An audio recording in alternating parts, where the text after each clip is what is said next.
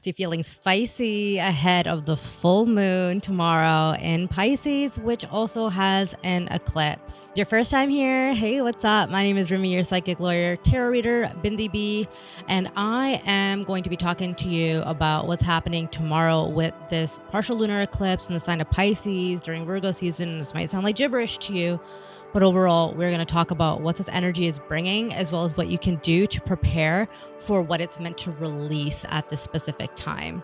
Full moons are all about wrapping up karmic cycles, letting go of things that aren't serving us anymore.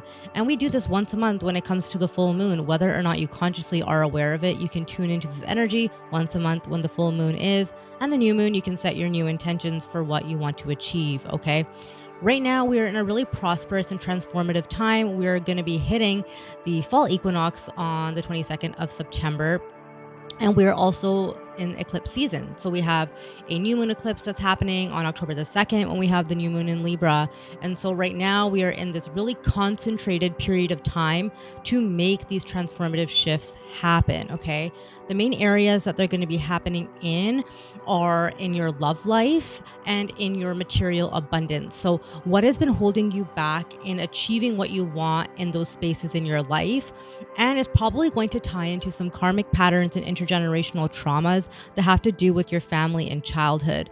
So those thought processes and those traumas will always inform how we act in our career and in our love life, mainly because we relate to people as we see them as like authority figures. Even though your husband or wife is not an authority figure, because they're in a close, intimate relationship with you, they're going to be seeing your deepest wounding, and that is what you're going to be called to work through. And right now, you may need to release the thoughts that have been holding you back that you really don't need to keep on going through and through in partnership or in your career and when it comes to your self-worth, okay?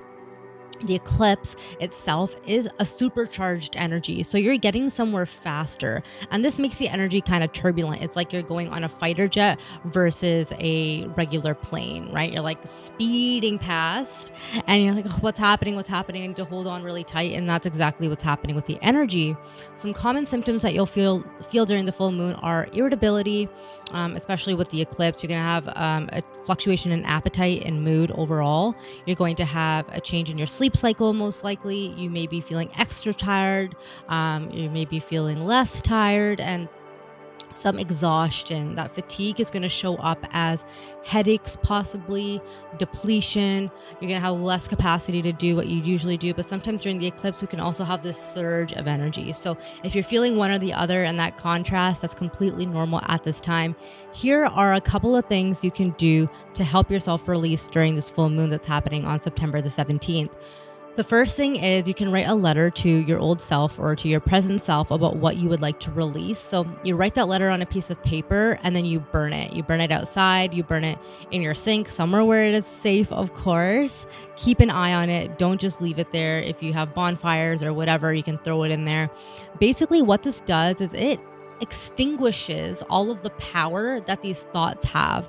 It's not that it's going to be a magic formula, but it will help you kind of have a therapeutic release as you're writing down. You can type it out as well, but writing is super powerful because you're putting pen to paper and you're feeling the movement of releasing all of those words. You should be saging or Palo Santo incense, whatever it is, to cleanse the energy in your home, or let the windows open to allow some air in to clear the space, okay?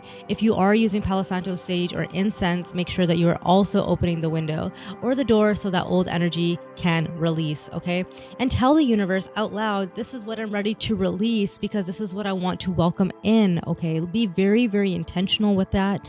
You can do that right before you go to bed and try to get into a relaxed, calm state when you're doing it, so that way your subconscious mind can reframe itself, and in your dream space is where your guides are going to help you really release all of that limiting programming that's been up there for far, far too long and probably decades already. All right. So I hope that this helped. A little longer than usual, but the energy is ripe, it's potent, and I want you to use it to the best of your ability.